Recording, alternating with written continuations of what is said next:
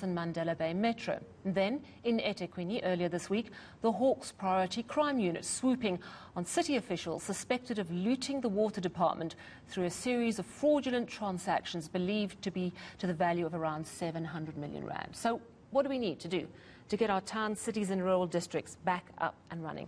Municipal IQ is a think tank that focuses on how local government runs, so let's get their perspective. I'm joined by economist Karoo. Good evening, Karoo. Thanks very much for your time.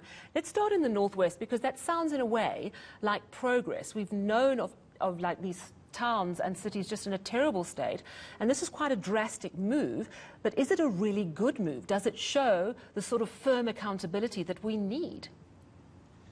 I'd agree that it is a good move. I think in the Northwest in particular, we've seen for many years a series of interventions where a municipality is placed under administration. There have been very serious financial and service delivery issues, and really it hasn't changed anything. There can be a period of stability, but the old habits return. So ultimately, having accountability at the top level, I think, is what's needed. There's the issue in the Northwest as to whether those mayors and speakers were necessarily the worst performing, which is always becomes quite difficult when one's looking at a series of dysfunctional municipalities. But ultimately, political accountability is where it needs to start. Absolutely. Let's focus quickly on Nelson Mandela Bay. Years of political infighting, now in the midst of a really terrible water crisis.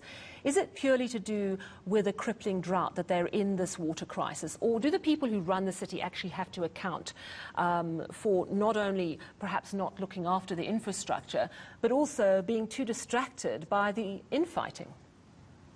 I think there are a combination of factors. In fairness to Nelson Mandela Bay, water is an intergovernmental function. We look at bulk service delivery by larger entities, very much at a national level.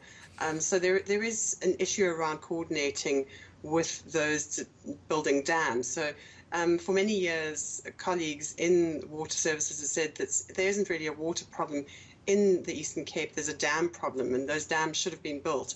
So to that extent, there really is a larger problem and issue. But if we look at a place like Nelson Mandela Bay, the issue of unaccounted for water lost through leakages, that does come down to the municipal level. Also, it's been striking that there has been this crisis brewing for a number of years. And in contrast to Cape Town, where there's a very keen awareness of the importance of saving water, there maybe wasn't the same campaigning. And I would agree that, unfortunately, it's an instance where a coalition or failed coalition or series of coalitions has distracted political leadership from a crisis that was really foreseeable. You know, also this week in Durban, we saw the Hawks Priority Crimes Unit swooping on a number of premises, and also city officials who they suspect have actually been involved in looting the water department. The mayor is fully in support of the swoop, and he seems to be trying to clean up the corruption. We know the former mayor is still facing corruption charges. Is this another example of the kind of action we need to see to get movement at municipal level? Because it seems whether you're talking about small municipalities or rural municipalities or the big metros, there are problems in many of them. I think, it's very much a good news and bad news scenario in eThekwini. The bad news is obviously what seems to be a series of fairly large and substantial corruption cases. The good news, I agree with you, the mayor does seem very committed to really going about cleaning this out transparently, exposing what's been taken place and publishing, for instance, COVID tenders, the details of that. It's a level of transparency and a level of openness which is quite refreshing and I think very important. You know, the local elections are coming up next year. Do you think the people who stage service delivery protests, who are really unhappy with the way their towns and cities are run, do you think they'll mark their unhappiness at the polls? Do you get a sense that we might see some big changes at local level?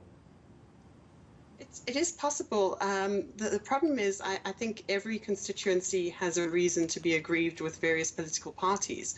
So I think the biggest risk is that we'll see a stay away.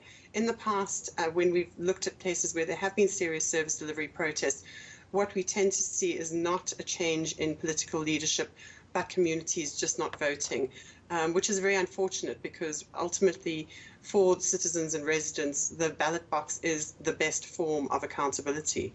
Thank you very much, Municipal IQ economist Karoo.